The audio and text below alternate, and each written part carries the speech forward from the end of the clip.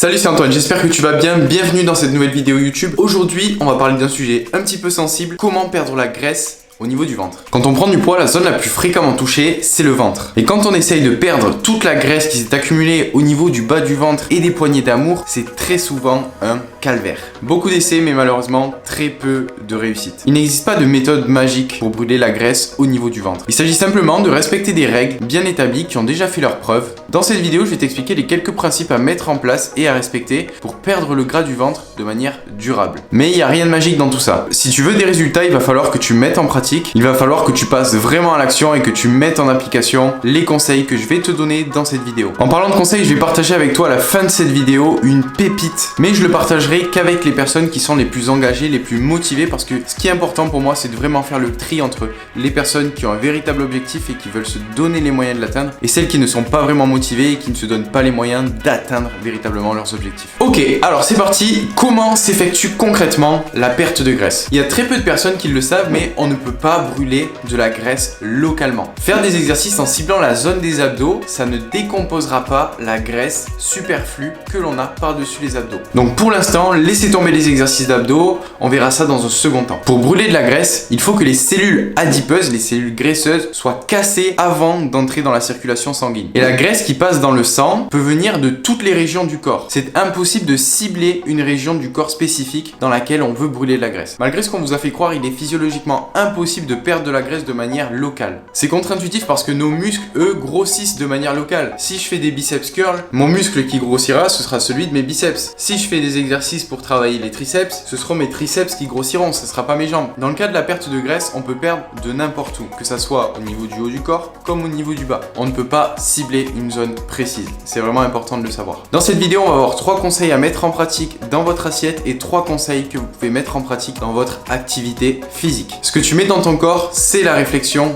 de ton apparence physique. Donc si tu veux avoir la silhouette que tu souhaites, il est vraiment important que tu fasses la distinction entre ce qui va être bon pour toi et ce qui au contraire sera mauvais. Le premier conseil à respecter, c'est de maintenir un déficit calorique. Comme pour une perte de poids classique, si tu veux perdre de la graisse au niveau du ventre, tu dois maintenir un déficit calorique. C'est-à-dire consommer moins de calories que ton corps en dépense chaque jour. Pour compenser le déficit calorique dans lequel ton corps sera, il ira d'abord chercher ses sources d'énergie dans les glucides et ensuite dans les graisses. Et c'est de cette façon que tu vas pouvoir lentement mais sûrement affiner ta silhouette. Deuxième conseil, évite de boire des calories. C'est souvent le piège dans lequel on tombe sans s'en rendre compte, mais les boissons ont aussi des calories. Et certaines en ont même plus que les aliments classiques. Les coca, les sodas, les limonades et même les jus contiennent des calories. Et généralement, ces boissons sont très fortement dosées en sucre. Le fait d'en consommer, ça va augmenter ton taux d'insuline dans le sang de manière très rapide et tu te retrouveras à avoir plus faim que tu ne devrais. Donc le mieux, si tu souhaites perdre le gras du ventre, c'est d'éviter les boissons caloriques pendant un certain moment. À la place, tu peux consommer de l'eau, du thé, du café, voilà, des boissons qui ne contiennent pas d'additifs et qui ne contiennent pas de calories. Le troisième conseil que je pourrais te donner pour perdre la graisse au niveau du ventre, c'est de manger des aliments qui vont te rassasier. Quand on pense régime, on pense souvent restriction, le fait de se priver, d'avoir faim. Mais ça c'est faux. Une perte de poids saine, ça n'a rien à voir avec le fait d'être affamé, bien au contraire. Lorsque tu sais quels aliments vont te permettre de te sentir rassasié à la fin d'un repas, tu vas pouvoir tenir un déficit calorique sur le long terme sans avoir l'impression d'être frustré ou de te priver. Dans un premier temps, je te recommande de manger des protéines. Pourquoi? Parce que les protéines contiennent autant d'énergie, de calories que les glucides, mais elles doivent d'abord être assimilées par l'organisme avant d'être utilisées comme source d'énergie. Ça te permet d'éviter le fameux pic d'insuline dont on a parlé qui crée cette sensation de faim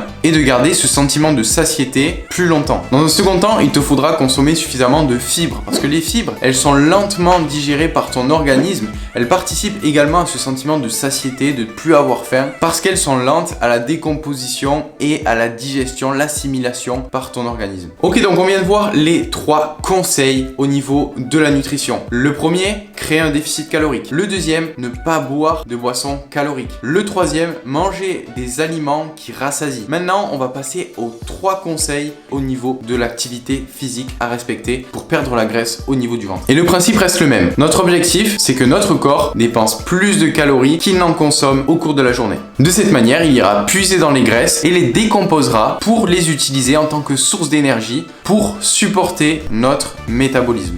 Tips numéro 1, augmenter son niveau d'activité physique au cours de la journée. Peut-être que ça a été votre cas. Pendant le confinement, vous n'avez pas forcément mangé différemment en comparaison avec d'habitude, mais le fait d'être assis toute la journée et de ne rien faire, vous avez commencé à prendre du poids, à prendre au niveau du ventre et c'est le problème de la sédentarité. Donc le premier conseil, c'est penser à marcher et à bouger régulièrement. Si vous êtes en télétravail, si vous travaillez beaucoup assis au cours de la journée, pensez à vous lever toutes les heures pour marcher 5 minutes. L'idéal, ça serait de faire 250 pas toutes les heures. Pour vous donner un ordre d'idée, une étude a été menée sur un groupe d'hommes qui a été invité à réduire son nombre de pas de 10 000 quotidiens à 1500, sans modification de leur régime alimentaire. Et en seulement 2 semaines, la graisse viscérale, c'est-à-dire la graisse qui est au sein de l'abdomen, entre les viscères, a augmenté de plus de 7%.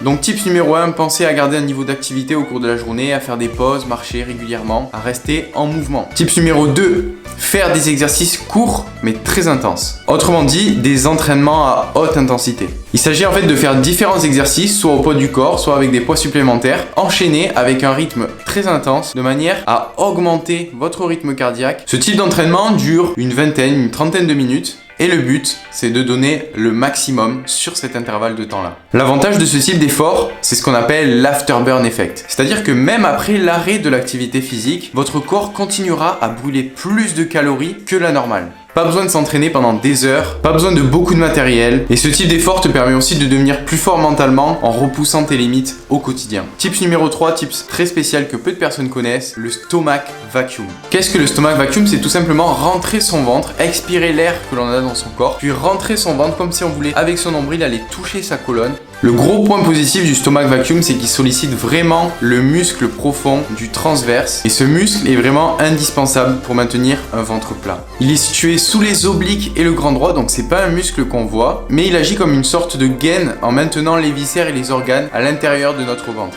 Ok, donc on est parti pour la démo du stomach vacuum, je vous montre tout de suite comment ça marche. Première étape, on expire l'air du corps.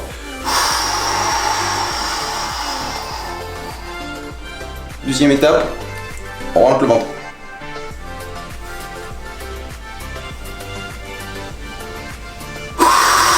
On peut faire plusieurs séries comme ça.